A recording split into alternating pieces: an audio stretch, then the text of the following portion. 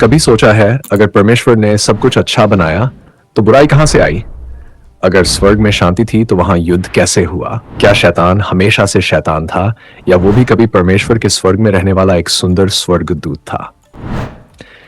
आज मैं आपको ले चलूंगा उस जगह पर जहां पहली बार पाप ने जन्म लिया, जहां पहली बार प्रकाश और अंधकार आमने सामने आए, जहां एक सुंदर स्वर्गदूत अपने घमंड में परमेश्वर से टकरा गया और इसी से शुरू हुआ बुराई का इतिहास।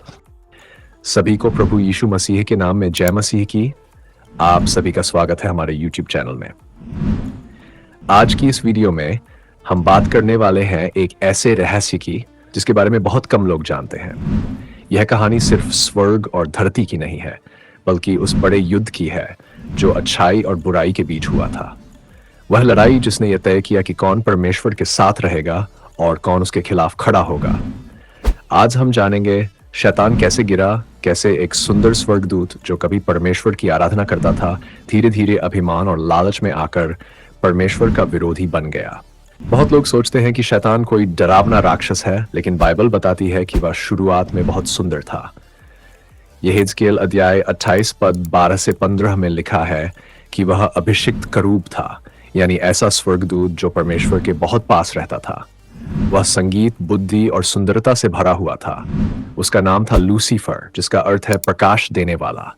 वह स्वर्ग में आराधना का नेतृत्व करता था। जहां भी वह खड़ा होता वहां परमेश्वर की महिमा चमक उठती थी। हर स्वर्गदूत उसकी प्रशंसा करता था क्योंकि उसमें परमेश्वर की चमक दिखाई देती थी। लेकिन धीरे धीरे कुछ बदलने लगा। लूसीफर के मन में एक विचार आया, मैं भी परमेश्वर जैसा क्यों नहीं बन सकता। यह विचार छोटा था पर जहर जैसा था। लूसीफर का घमंड और विद्रोह। यशायाह अध्याय 14 पद 12 से 15 में लिखा है, हे लूसीफर, तू कैसे आकाश से गिर गया? तू जिसने जातियों को कमजोर किया, अब नीचे गिरा दिया गया। तूने अपने मन में कहा, मैं स्वर्ग पर चढ़ूंगा, मैं अपना सिंहासन परमेश्वर के तारों से ऊपर स्थापित करूंगा, मैं परमप्रधान के समान बनूंगा। यही था बुराई की शुरुआत, जब एक स्वर्गदूत जो प्रकाश देने वाला था अपने सृजनहार से बड़ा बनने लगा। लूसीफर भूल गया कि महिमा उसकी नहीं, परमेश्वर की थी। वह अपने ऊपर भरोसा करने लगा और धीरे धीरे उसके दिल में अंधकार भरने लगा। फिर एक दिन उसने विद्रोह किया। उसने अन्य स्वर्गदूतों को अपने साथ जोड़ा और उन्हें कहा, हम भी परमेश्वर जैसे बन सकते हैं। और उसी क्षण स्वर्ग में विद्रोह की आग भड़क उठी। प्रकाशित वाक्य अध्याय 12 पद 7 से 9 में लिखा है, स्वर्ग में युद्ध हुआ।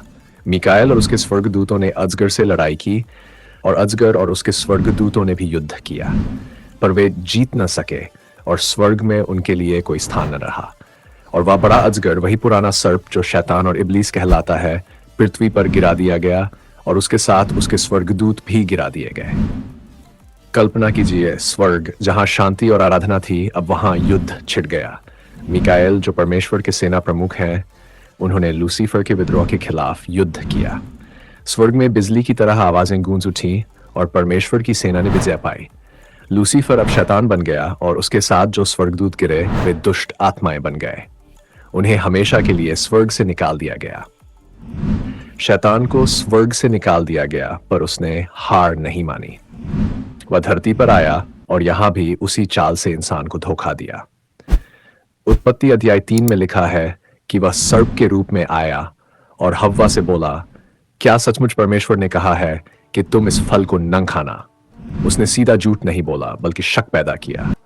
और यही उसकी सबसे बड़ी चाल है, संदेह। वह आज भी हमारे दिलों में वही सवाल डालता है, क्या परमेश्वर सच में तुझसे प्रेम करता है? क्या उसकी बातें सच हैं? क्या तू उसकी राह पर चलकर कुछ खो तो नहीं देगा? जब हम इन बातों पर सोचने लगते हैं तो शैतान धीरे धीरे हमें परमेश्वर से दूर कर देता है। शैतान अब खुले रूप में नहीं आता, वह सुंदरता, आराम और झूठी शांति के रूप में आता है। दूसरा कुरिन्थियों अध्याय 11 पद 14 में लिखा है, शैतान आप ही को ज्योतिर्मय स्वर्गदूत का रूप धर लेता है। वह पाप को बुरा नहीं दिखाता, बल्कि आकर्षक बनाता है। वह कहता है, थोड़ा झूठ बोलने में क्या बुरा है, थोड़ी बेईमानी से क्या होगा? लेकिन इसी तरह वह इंसान की आत्मा को बांध लेता है। वह संगीत में, मनोरंजन में और हमारे विचारों में भी जगह बना लेता है। वह चाहता है कि हम परमेश्वर से दूर रहें, प्रार्थना से, बाइबल से और सच्चाई से। बाइबल कहती है, इफिसियों अध्याय 6 पद 11। परमेश्वर के सारे हथियार बांध लो ताकि तुम शैतान की चालों के सामने खड़े रह सको। इसका मतलब है हमें हर दिन आत्मिक रूप से तैयार रहना चाहिए। प्रार्थना करो, वचन पढ़ो और जो सही है उसे चुनो, भले ही पूरी दुनिया गलत दिशा में जा रही हो। याद रखो, शैतान डरता है उस व्यक्ति से जो सच्चाई में चलता है। वह डरता है उस मसीही से जो झुककर प्रार्थना करता है, क्योंकि जब तुम घुटनों पर झुकते हो तो शैतान कांप उठता है।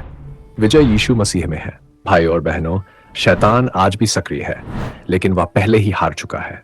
कलवरी के क्रूस पर जब यीशु मसीह ने कहा पूरा हुआ, उस पल बुराई की नींव हिल गई।